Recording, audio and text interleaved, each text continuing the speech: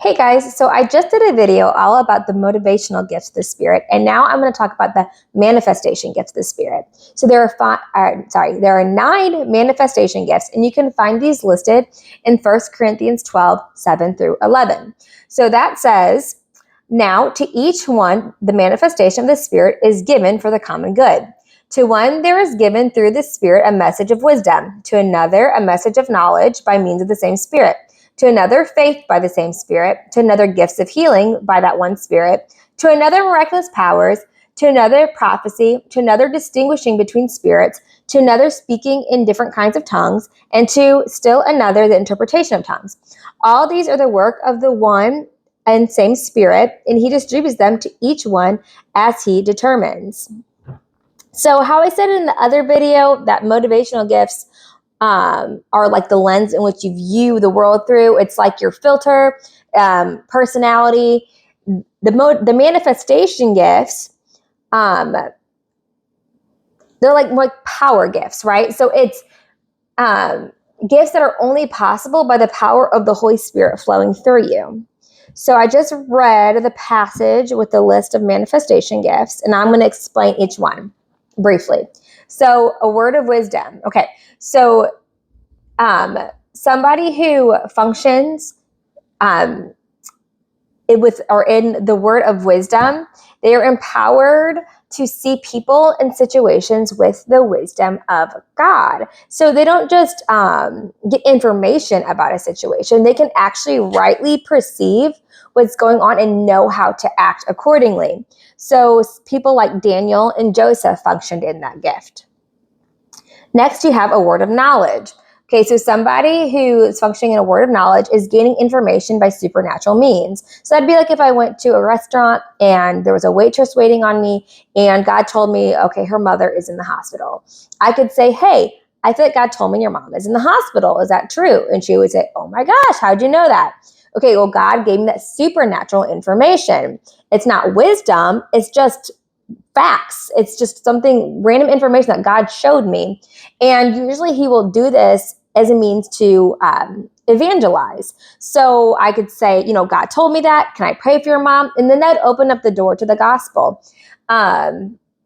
Because, it's not about arguing with people's intellect. It's about going out and demonstrating the gospel in power, right? And so whenever God gives you a word of knowledge, that is a sign. That is a sign of his power in the supernatural. Okay, next you have faith. So people with who operate in the manifestation gift of faith have the ability to believe God for the impossible. So you see some people might function in this gift more than others, right? Like theoretically, you could function in all of the gifts, all the manifestation gifts at some point or another, but you tend to have certain people who will function in one or two more so. I hope that makes sense. Okay, so faith, once again, that's not saving faith. This kind of faith we're talking about is the ability to believe God for the impossible. Like you know that he's going to do what he said, that he's going to move. Okay. Next, we have healing. Okay, so we're all supposed to pray for healing, right? However, there are some people who, when they pray for healing for others, they actually see healing manifest more often. So, yeah. You have miracles. So miracles and healing are different. I think a lot of times we kind of use them interchangeably, but they are different. So think about if somebody, I don't know, let's say that they got their arm cut off or something, right? You could pray for healing, supernatural healing, and God could heal that wound. However, if you prayed for a limb to grow back, that would be a miracle, right? That's like a restoration of that tissue. That is a miracle, and that's different than healing. You can also think of miracles like when Jesus multiplied the loaves and the fish. That was a miracle. Turning water into wine. That's a miracle. Okay, so we all can operate in miracles. We all can pray and see miracles, but like I said, some people who have this gift sees miracles more than others. Okay, then you have the gift of prophecy. Okay, so this is when the Holy Spirit gives someone a message, an insight, or revelation, and they speak it out to encourage, strengthen, or correct others in alignment with God's heart. So I love this gift. It's beautiful. It can be so encouraging for people and really just change the trajectory of their life. So it's just God giving, it's like him giving his heart for somebody to you and you putting words to it. So like I said, that it brings encouragement, correction, strengthening, and yeah. Oh, sorry, my baby's fussing. Okay, I'm coming. One sec.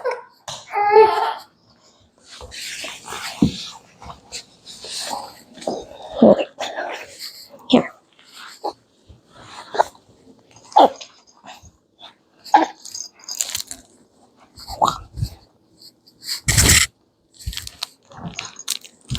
Oh, okay. All right. She's gonna be my little helper. Hey, say hi. Okay, hopefully she's not too loud with her toy. Are you happy, girl? Okay, so we said prophecy. All right, and this, like I said, is different than the motivational gift of prophecy, which, like I said in the last video, people with that motivational gift see very black and white, right and wrong, very sensitive to sin. The manifestation gift is what I just explained. And then you also see there is an office, like the office of the prophet is one of the fivefold ministry gifts. And I'll go into that in the next video. In 1 Corinthians 14:1, Paul says to follow the way of love and eagerly desire gifts of the Spirit, especially prophecy. So this one shows that prophecy is really important. We don't want to quench this gift. We don't want to stop it. People need to be developed in it in a safe place and learn, but we don't want to have other people shut it off because it's powerful. Sharing God's message with people is very important.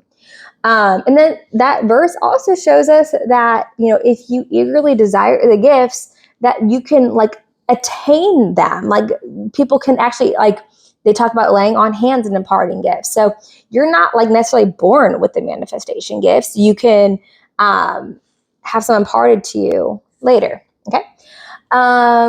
Next we have tongues. So this is a supernatural ability to speak in another language. Now there are different kinds of tongues, but the one we're talking about here is what some would call a prophetic tongue, and that's used to deliver a message from God to a group of believers gathered. So you would be in a corporate setting, you would give a word in an unknown language to you, or just an unknown language in general, and it would be God speaking through you.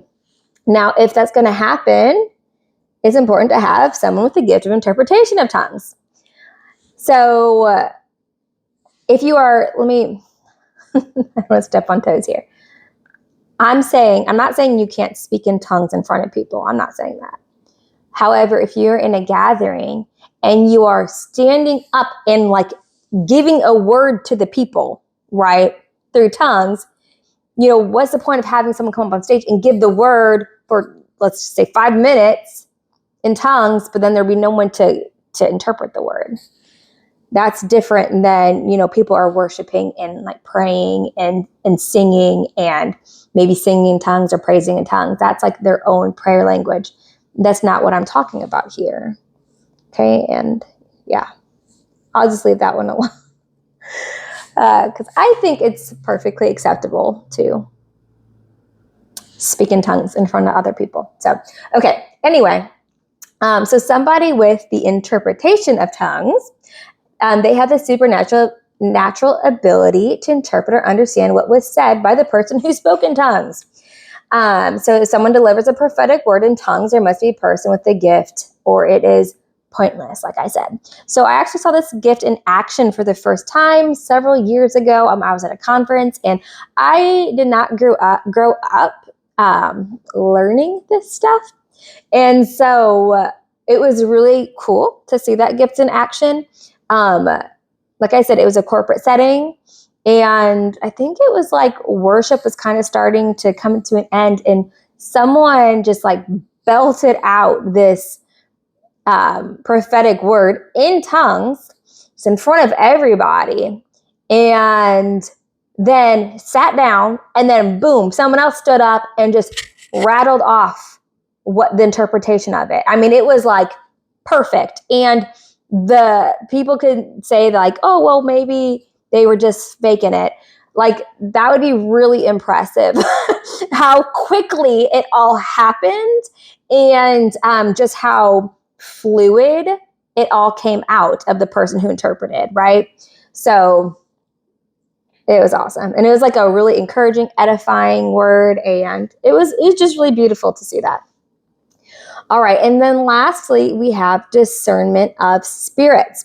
So the discerning of spirits is not the same as being critical or cynical or suspicious.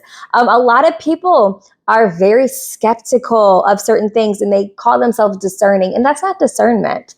So if you truly have the gift of discerning of spirits, it means you can tell the origin of something. You can tell whether it is a demonic origin, if it's from God, or if it's from the flesh. You have that supernatural ability to decipher. And then you can even go deeper and know specifically what kind of demonic spirit something is coming from. So it can like present in different ways. But you see this in the Bible, right? When Peter is talking to Jesus and he's saying, don't die, don't do this, or, trying to talk him out of what he needs to do.